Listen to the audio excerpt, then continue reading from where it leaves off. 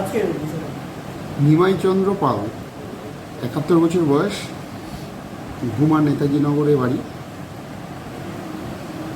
এই গত 8ই এপ্রিল তখন সকাল 11:30টায় রুগীটি এখানে আমাদের এমার্জেন্সিতে নিয়ে এসে ভর্তি করে ওয়ার্ডে, মেল মেডিসিন ওয়ার্ডে দেওয়া হয়। 44 নম্বর বেড। মিনিট 10 বাদে অ্যাডমিশন হওয়ার মিনিট 10-12 বাদে যখন রাউন্ডে যাই, মেডিসিন ওয়ার্ডে মেল মেডিসিনে গিয়ে একটা অদ্ভুত দৃশ্য চোখে পড়ে। পেশেন্টটি শুয়ে আছে, অত্যন্ত সংকটজনক অবস্থা। আমরা যেটা আমাদের ডাক্তারি যে ভাষায় বলি, রেসপিরেটরি ফেলিয়ার হচ্ছিল, নিঃশ্বাস প্রায় নিতেই পারছিলেন না, এবং অক্সিজেন সাপোর্টে ছিলেন। সে অক্সিজেনটাও টানার মতো ক্ষমতা এই বৃদ্ধের ছিল না। এবং এর যে ছেলে এবং যারা ছিল ওখানে মেয়েরা, একজন মুখে গঙ্গা জলের ফোঁটা ফোঁটা দিচ্ছিলেন এবং একজন কানের কাছে নাম সংকীর্তন করছিলেন লো ভলিউমে ওই ওয়ার্ডের ভিতরে। এরকম দৃশ্য সত্যিই আমি দেখবো ভাবিনি। তো আমি ঢুকেই আগে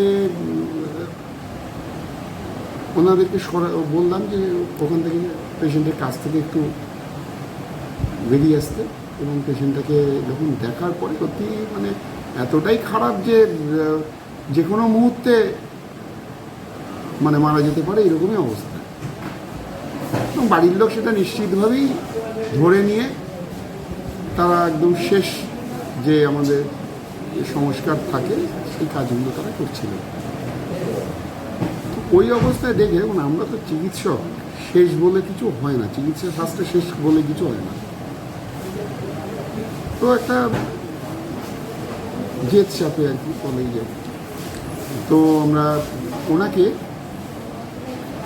নিয়ে আমি সঙ্গে সঙ্গে সিদ্ধান্ত নিয়েছি যে পেশেন্টকে আইসিইউতে শিফট করো, এবং তৎক্ষণাৎ সিস্টারকে ডেকে আমাদের যারা গ্রুপ ডি ছিল ডেকে বললাম ইমিডিয়েট, একদম সময় নষ্ট না করে এক্ষুনি পেশেন্টকে আইসিইউতে নামাতে হবে। মুহূর্তে 3 মিনিট 3.5 মিনিটের মধ্যেই পেশেন্টকে আমরা আইসিইউতে নামাই, এবং আইসিইউতে নামিয়ে আইসিইউতে এসে যারা মেডিকেল অফিসার ছিল নিয়ে আমরা সঙ্গে সঙ্গে পেশেন্টকে ভেন্টিলেশন সাপোর্ট দিই, এবং তারপরে দেখা যাক কি দাঁড়ায়।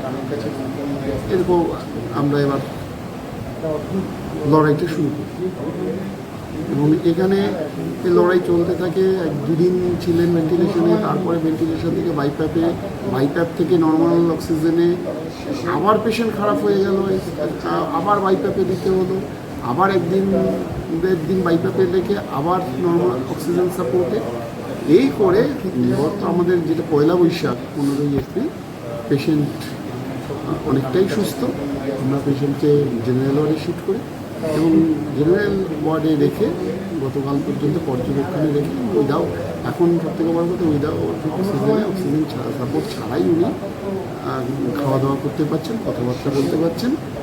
এবং ওনাকে এখন আজকে ছুটি দিয়ে দেওয়া হলো, বাড়িতে যাবেন 7 দিন বাদে, আবার চেক আপে আসতে বলা হলো। এবং শেষ কথা বলার এইটাই, এখানে আমার এক সময় কয়েক বছর আগে কোভিডের সময় ঠিকই উনি যেমন এসেছিলেন, এই একইভাবে বাবাও প্রচণ্ড শ্বাসকষ্ট নিয়ে এসেছিলেন না, তাকে আমি বাঁচাতে পারিনি। মানে সব রকম চেষ্টা করা হয়েছিল, বাট তিনি বাঁচেনি।